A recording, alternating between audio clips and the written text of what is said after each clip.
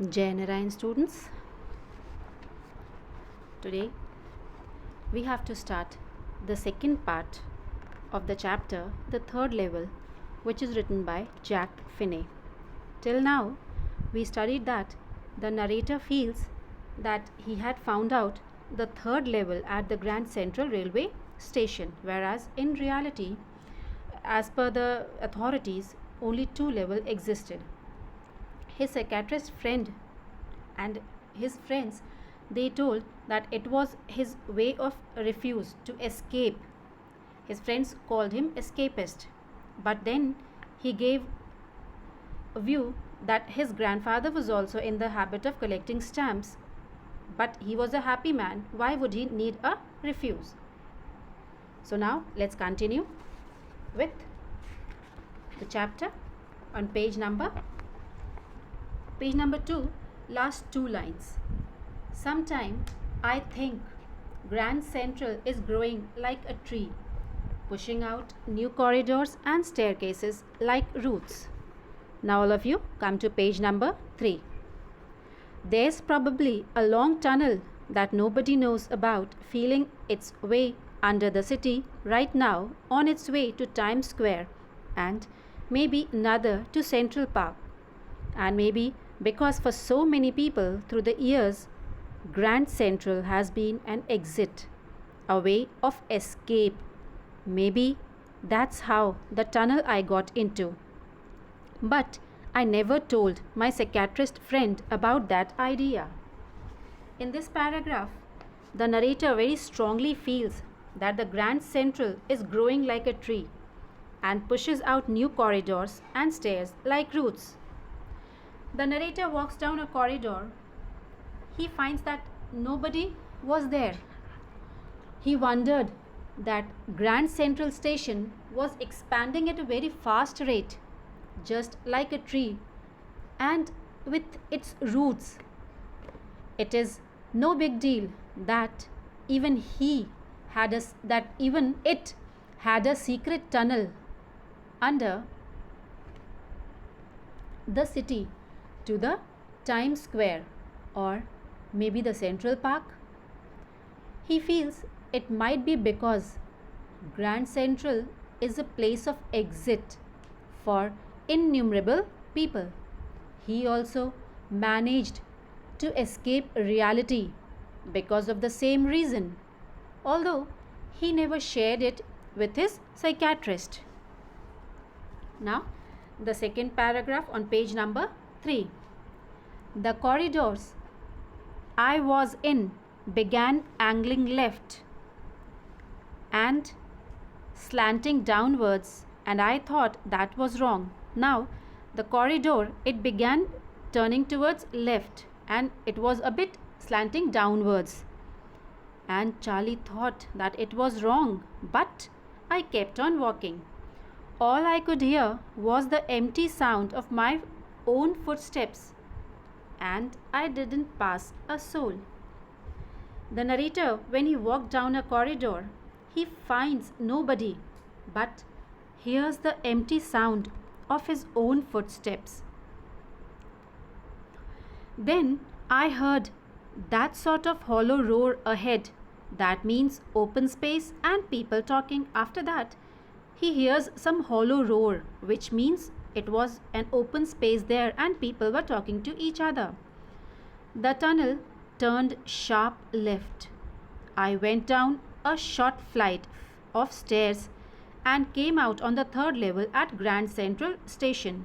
When he entered the tunnel, he finds himself at the third level at Grand Central Station. For just a moment, I thought I was back on the second level, but I saw the room was smaller. For a moment, he thought that he was there on the second level only, but when he saw the rooms were smaller. There were few ticket windows and train gates. The rooms were smaller, ticket windows were very few, and train gates were always also few. And the information booth in the center was wood and old looking. The information center was also old fashioned, and the man in the booth wore a green eye shade. Green eye shade is a type of visor, and long black sleeve protectors. The lights were dim and sort of flickering. Then I saw why they were open flame gas lights. Here, the narrator is telling the unusual corridor in which he had entered began turning left and slanting downwards, which he felt quite odd, but nevertheless he kept on walking. There was no one except him, and the voice of his feet echoed. He finally heard the sound of people talking from a distance. Then he took a left and walked down the stairs again, only to reach the third level of the Grand Central Station. He thought he had somehow made his way back to the second level, but as he noticed, the room was smaller. There were fewer ticket windows and train gates, and the information booth in the center was wood and old looking. The man in the booth was also different, and the station was dim lit, for there were open flame gas lights. Now all of you turn to page number 4. The first paragraph. There were brass spitons. Spitons means metal earthenware. There were brass spitons on the floor, and across the station a glint of light caught my eyes. Glint means shining with bright flashes of light. A man was pulling a gold watch from his vest pocket. Now he is telling कि when he entered into the third level, there was brass spiton on the floor, and across the station a shining flashes of bright light was there. A man was pulling a golden watch from his vest's pocket. He snapped open the cover, glanced at his watch, and frowned. He wore a derby. Derby is a race or sports hat. A black 4-button suit with tiny lapel. Lapels means here a front of a coat or jacket that are folded back.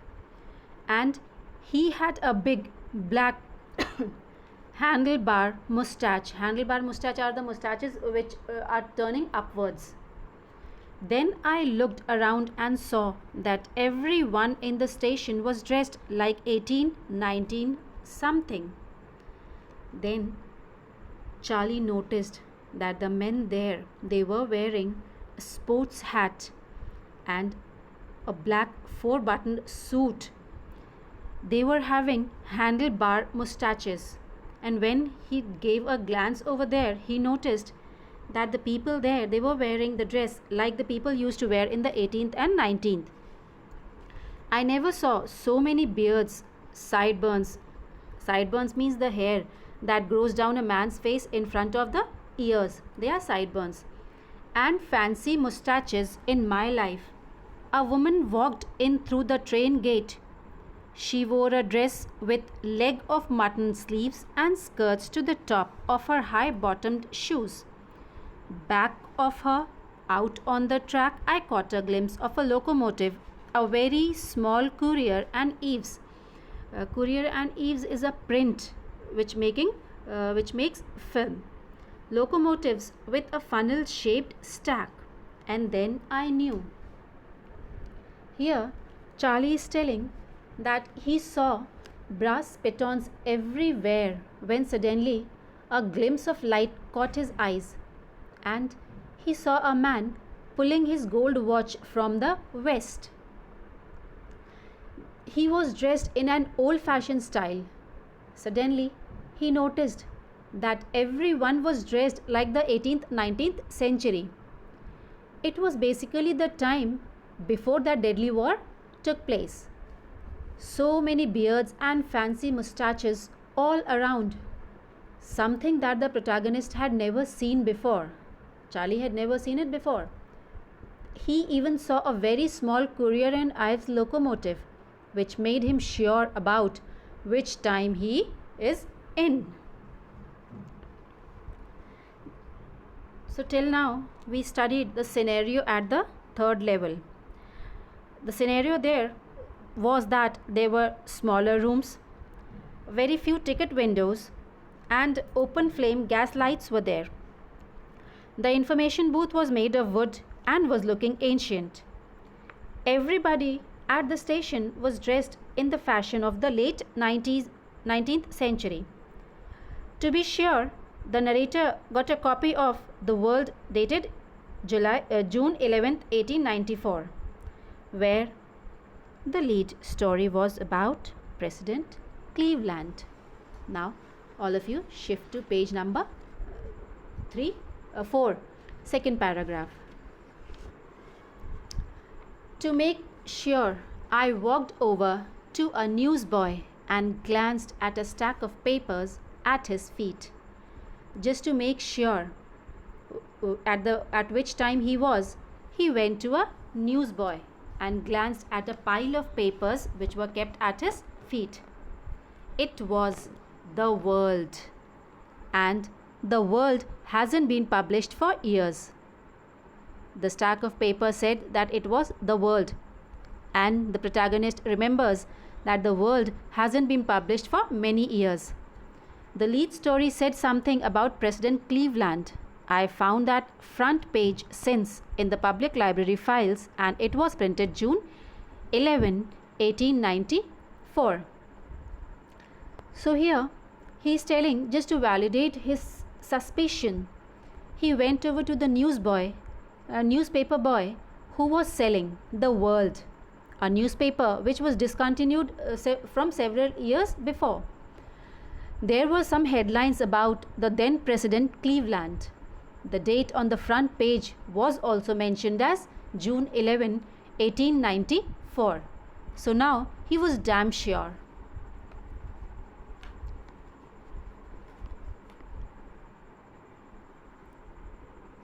Now the last paragraph on page number 4. I turned towards the ticket window, knowing that here on the third level at Grand Central I could buy tickets that would take Louisa and me anywhere in the United States we wanted to go. So after confirming, he went towards the ticket window. He knew that he was there on the third level and he could buy a ticket for himself and his wife and go anywhere in the United States in the year 1894. And I wanted 2 tickets to Galesburg, Illinois. The protagonist, he wanted 2 tickets for Galesburg, Illinois. Have you ever been there? It's a wonderful town still, with big old frame houses, huge lawns, and tremendous trees whose branches meet overhead and roof the streets. And in 1894, summer evenings were twice as long and people sat out on their lawns, the men smoking cigars and talking quietly, the women waving palm leaf fans with the fireflies all around in a peaceful world.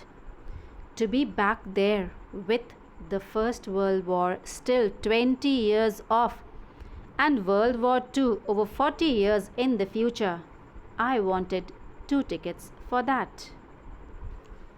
Now, here Charlie is telling that when he came to know, he immediately went to the ticket window to get the tickets for Galesburg, Illinois. He wanted 2 tickets for himself and his wife. Now he's telling that it was a very wonderful town with lots of greenery. He was very well aware that from here one could buy tickets that would take them anywhere in the United States. He describes that how things were in 1984 before the 2 world wars took place. Evenings at that time were twice as long as they are now, and men and women, they both lived in peace and serenity. So that's it for today's class. Hope you are able to understand If you find any problem, feel free to ask. Thank you.